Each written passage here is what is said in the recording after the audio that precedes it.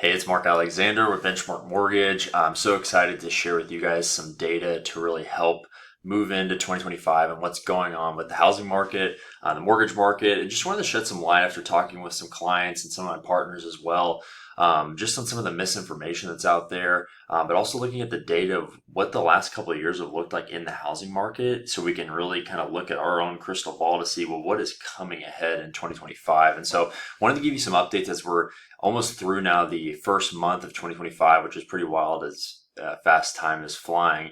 So I'm going to share some articles and some data here that we can go into to be able to educate ourselves with real data, real statistics, and not just the opinions that the housing market's bad, right? I want to really go through what's actually happening right now. And so this was actually an article from a year ago with the CoreLogic S&P 500 Case-Shiller Index, and looking backwards, this was going into saying that, okay, we had a 5.5% home price increase, year over year change on the national side.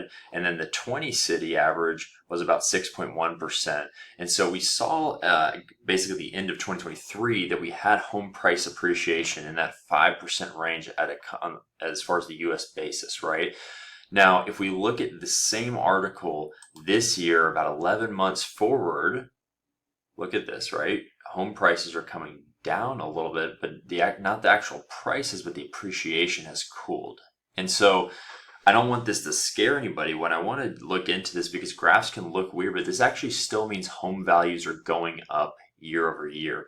The appreciation rate year over year in the United States now, instead of being at 5.5, is at 3.8%. And so what this means is that home appreciation is decelerating, but it's not depreciating. So I'm going to say that again. Home appreciation is decelerating. It's not depreciating, which means home prices in America over the last 12 months have gone up 3.8% on average in the United States. And so if we really look at that to say that the last 100-year average of home price appreciation in America is around 3 to 4%. And so we're right in that average of where we should be for home price appreciation. If you go back to the pandemic timeframe, look what happened back here in 21 and early 2022 when rates were super low. We had home price appreciation in the 18 to 20% range, which is not healthy, right? And so the reason why rates have gone up and where we're at, obviously a lot of you guys know, is to cool this down. And so I show you guys to put this is that the market's not crashing. We're not seeing it crash. We're seeing a normalization of that. And to go even deeper on this, if we really look at the last 20 years or so of the Case-Shiller, we're right around that 4%, 3.8% range when it comes to home price appreciation. But the time where we saw that depreciation was in that 07, 08 time frame.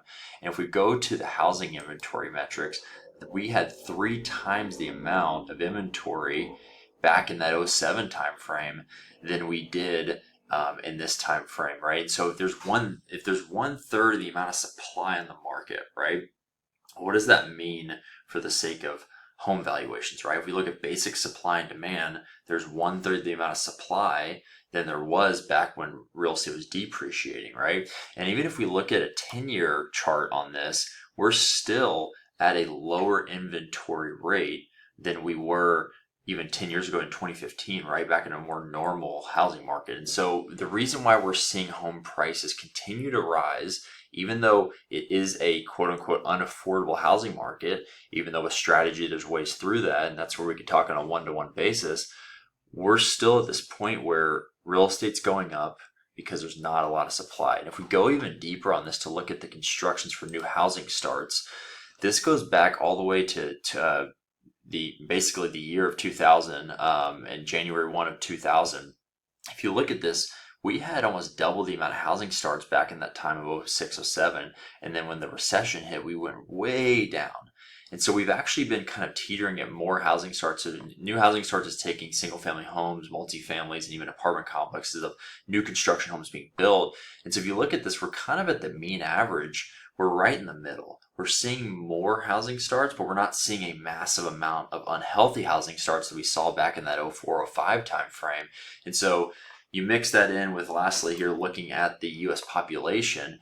Every year that's going, we're growing a little bit more in US population growth, right? So let's just go back to this kind of common sense concept, right? If there's more demand, right, we have more people in our country, and we have, average housing starts when we're at 1/3 the amount of inventory. Well, what happens, right? Even with mortgage rates in the sevens or high sixes, we're not seeing the real estate market crack because there's not enough homes on the market for it to, right? And so we're at this point right now where I look at this to say that this is the new norm. This is where we're at right now. And it takes strategy to go through and figure out what's going to make the most sense for each client. So every client I work with has a different financial situation, a different financial fingerprint, and that's where the custom home planning goes into. Before you go out and start looking for homes, you want to really get a customized plan to make sure that you're making the best financial decision for you and your family.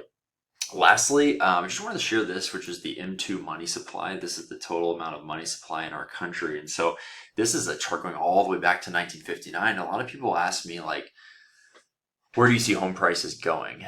And we go through all the data I just went to, but if we really simplify this, right, and we simplify what is inflation, inflation is just more money chasing fewer goods and services. And if you go and look at this, we have added and we continue to add more dollars into circulation. But if you go even, let's look at the 5-year chart. If you go look at the pandemic timeframe, we printed as a country so much money during that time frame, just in a matter of a few years there. And that's why we saw a lot of the home valuations going up, because more dollars chasing fewer goods and services. Well, we saw, let's zoom back out, we saw one of the first times in our country's history, going back to the 50s, where we saw a decline in the money supply, right? And so you couple that in, well, why did we see home prices start to come down, or the appreciations drop, right? Well, there's less money coming into circulation too. So that factored in as well. But let's look at the last year. In 2024, we've started to see the money supply start going back up. And so I'd ask you to say, well, where do you think this is heading, right? And I'm not going to get political or go into any of that, but if you look at the history of our country and how the economic basis is leveled, it's more money coming into circulation. And I expect that to continue. So I hope this was helpful. I wanted to give more of a macro point of view. I'm happy to go into more local data, obviously, but this would really just be to show you what's going on right now in our housing market as a country as a whole, and just to show you that we are in good shape right now. But I will tell you, with where rates are at right now, buyers have a lot of opportunity because there's not as much activity going on where you can get your offer accepted with lower down payments. You can ask for concessions, and you can get some creative options. I've had some clients right now that are going in their first couple of years of mortgages getting 4 and 5% interest rates, because myself and the agent they're working with, we're negotiating credits and we're doing some creative things to help win in this market. So if you have any questions or you want to set up a call, feel free to reach out. And I look forward to a prosperous year together. Take care.